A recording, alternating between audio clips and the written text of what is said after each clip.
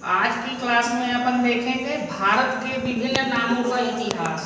पिछली क्लास में अपन ने इतिहास के बारे में जाना था कि इतिहास क्या है, इतिहास का विषय के रूप में चलन कैसे हुआ, ये इतिहास होता क्या है, इसका अध्ययन क्यों जरूरी है, ये चीजें अपन ने पिछली क्लास में देखी। इस क्लास में देखेंगे कि भारत क्या है, भारत का नाम जो है तो कहाँ से आया, इस भूखंड को भारत ही नाम क्यों दिया गया, कुछ और भी नाम दे सकते थे, नाम ही देना था तो इस भूमि को भूखंड को कुछ भी नाम दे सकते थे, भारत ही क्यों दिया गया, तो इसका अध्ययन करना है। तो इसमें जो है तो भारत के कई नाम मिलते हैं, अलग अलग समय में अलग अलग नाम मिलते हैं। कोई नाम इतिहास से संबंधित है तो किसी नाम को भौगोलिक अभिव्यक्ति की तरह देखा जाता है जिसमें उसकी भौगोलिकता भी प्रदर्शित होती है। इसमें अपन देखेंगे कि भारत का जो है तो वो कहाँ से आया, भारत नाम जो है तो कहाँ से लिया गया। तो भारत के बारे में जब भारत के नामकरण की बात करते हैं तो ये बहुत जो ज़्यादा जो है तो विवादास्पद विषय है। इसके बारे में अलग अलग विद्वान अलग अलग मत देते हैं और कई मत जो है तो इसमें अभी चल रहे हैं। भारत का नामकरण किसके नाम पर हुआ है, इसके लिए चार तरह के तर्क देखने के लिए अभी मिल रहे हैं और उन सबके अपने अपने तर्क है, सबका अपना अपना साक्ष्य है। तो इसमें अपना एक जो आता है तो उसमें एक तर्क दिया जाता है कि दुष्यंत और शकुंतला पुत्र भारत के नाम पर, दुष्यंत और शकुंतला के पुत्र भारत के नाम पर इस देश का नामकरण भारत हुआ, जो कि पूर्ववंशी शासक थे जिनके वंशज आगे चलकर अर्जुन और भीम वगैरह हुए थे। तो ये जो है तो वही वंश है। तो इसका वर्णन कहाँ मिलता है, ये इसके लिए जिन विद्वानों ने ये तर्क दिया कि भारत का नामकरण दुष्यंत और शकुंतला के पुत्र भारत के नाम पर हुआ है, तो उसका साक्ष्य उन्होंने जो प्रस्तुत किया तो उसका आधार क्या था, उसके लिए उन्होंने महाभारत के आदि पर्व का चित्रण किया। उसमें महाभारत के आदि पर्व में इस चीज का उल्लेख है कि दुष्यंत और शकुंतला के पुत्र भारत के नाम पर इस भूखंड को भारत नाम दिया गया और यहाँ पर निवास करने वाले लोगों को भारत की संतति या भारती कहा गया। उसके बाद ये दुष्यंत और शकुंतला के पुत्र भारत के नाम पर इस देश के नामकरण के लिए दूसरा साक्ष्य दिया जाता है ऐतरेय ब्राह्मण में। ऐतरेय ब्राह्मण में भी इस चीज को स्वीकार किया गया है कि दुष्यंत और शकुंतला के पुत्र पूर्ववंशी भारत के नाम पर इस देश का नामकरण भारत किया गया।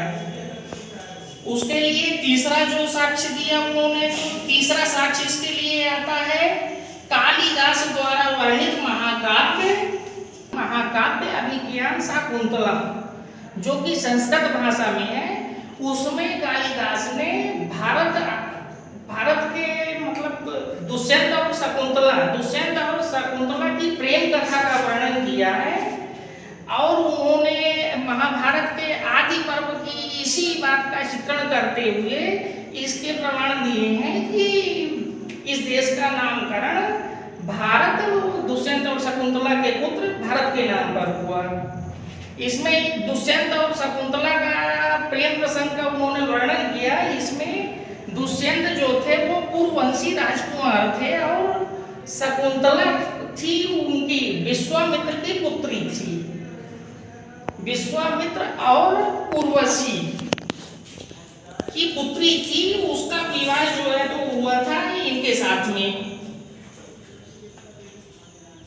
तो उन्हीं के नाम पर जो है तो इस देश का नामकरण भारत हुआ। उसके बाद दूसरा तथ्य जो दिया जाता है तो दूसरा तथ्य दिया जाता है भगवान ऋषभ देव, जो कि जैन धर्म के संस्थापक थे, उनके ज्येष्ठ पुत्र के नाम पर, उनके ज्येष्ठ पुत्र भारत के नाम पर इस देश का नामकरण भारत हुआ। इसके लिए भी साक्ष्य दिए जाते हैं। तो भगवान ऋषभ देव के ज्येष्ठ पुत्र भारत के नाम पर इस देश के नामकरण की बात जो लोग करते हैं तो उसके लिए वो जो साक्ष्य देते हैं तो इसमें सबसे पहला वो आता है कि जैन धर्म ग्रंथों में, जैन धर्म के सभी धर्म ग्रंथों में भगवान ऋषभ देव के ज्येष्ठ पुत्र भरत जो कि चक्रवर्ती सम्राट थे, उनके नाम पर इस देश के नामकरण की बात होती है कि उनके नाम पर इस देश का नामकरण हुआ। और इसी के बारे में जो दूसरा साक्ष्य दिया जाता है वो आता है अपना उससे वायु पुराण से। ये वायु पुराण से आता है ये इसी चीज का जिक्र। ये भगवान ऋषभ देव के ज्येष्ठ पुत्र भारत के नाम पर इस देश का नामकरण भारत हुआ। उसके बाद एक तीसरा तर्क क्या आता है, इसमें जो तीसरा तर्क आता है वो क्या आता है, भगवान राम के पूर्वज रघुवंशी भरत के नाम पर इस देश का नामकरण भारत हुआ। चौथा तर्क जो आता है तो वो क्या आता है, चौथा तर्क आता है, इसी में चौथा तर्क जो आता है वो क्या आता है कि भारत जनपद जो कि तत्कालीन समय में कंबोज से मगध तक फैले हुए या फिर निर्दिष्ट 22 जनपदों में से एक था के नाम पर इस देश का नामकरण भारत हुआ। तो ये अपना भारत के नामकरण हो गए। एक नाम जो जम्बू द्वीप आता है, तो जम्बू द्वीप जो है तो एक बृहद अवधारणा थी। ये आज का जो महाद्वीपों का जो आता है, तो महाद्वीप जैसे बोला जाता है एशिया महाद्वीप, यूरोप महाद्वीप, तो इसी तरह की इकाई जो है तो उस टाइम पर थी, वही जो है तो उसी को द्वीप बोला जाता था। तो तत्कालीन समय में 7 द्वीपों की बात हुई है कि दुनिया को 7 द्वीपों में विभक्त किया गया है। तो जिन 7 द्वीपों का जिक्र है कि धरती को 7 द्वीपों में विभाजित किया गया है, उन 7 द्वीपों में से एक द्वीप जम्बू द्वीप था। और ये जम्बू द्वीप भारत जम्बू द्वीप का एक छोटा सा पार्ट है, दक्षिणी भाग है। उसके बाद अपना ये जो जम्बू द्वीप है ये सभी द्वीपों के लगभग बीचों बीच स्थित है। इसी में आगे देखते हैं तो फिर अपने एक नाम मिलता है आर्यावर्त। तो आर्यावर्त के बारे में भी अलग अलग लोग तर्क देते हैं कि ये आर्यावर्त, तो आर्यावर्त की सीमाओं के संबंध में काफी विवाद है। इसमें आर्यावर्त के लिए तो पतंजलि ने महाभाष्य में जो परिभाषा दी है आर्यावर्त की, तो उसमें उन्होंने कहा है कि गंगा और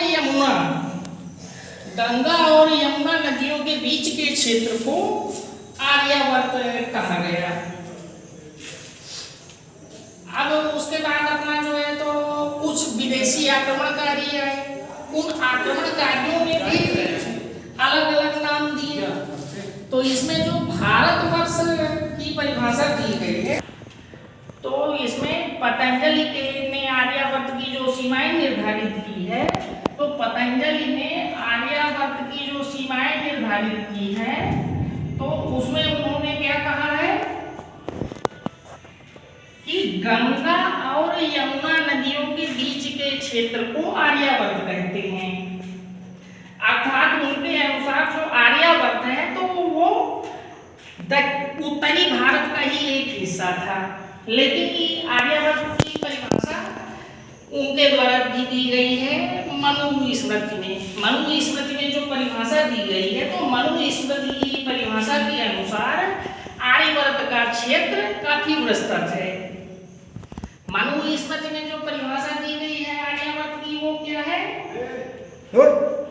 मनुस्मृति की परिभाषा में पूर्व में समुद्र, उत्तर में समुद्र, पूर्व में समुद्र, पश्चिम में समुद्र, उत्तर में हिमालय तथा दक्षिण में विंध्याचल पर्वत तक के बीच के क्षेत्र को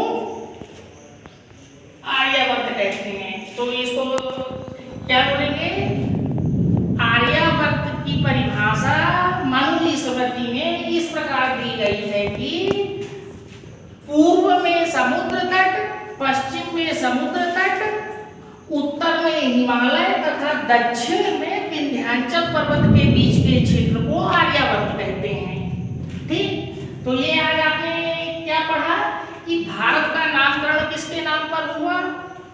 उसके बाद आर्यभट्ट का क्षेत्र क्या था, अभी अपन जो है तो इसी में देखेंगे अगले लेक्चर में कि भारत का जो भौगोलिक क्षेत्र है, भारतवर्ष जो शब्द है, तो भारतवर्ष की अवधारणा जो है तो उसमें भौगोलिक का भी है। तो हम अगली क्लास में क्या देखेंगे कि भारतवर्ष की परिभाषा क्या दी गई है, भारतवर्ष का जो क्षेत्र है वो क्या है, तो ये देखेंगे नेक्स्ट क्लास में। ठीक है, अभी आप लोग सब लोग इस चैनल को सब्सक्राइब करिए, लाइक करिए और शेयर करिए। आप लोगों को इतिहास के सभी क्लास जो लेक्चर हैं यहीं पे मिलेंगे इसी चैनल में।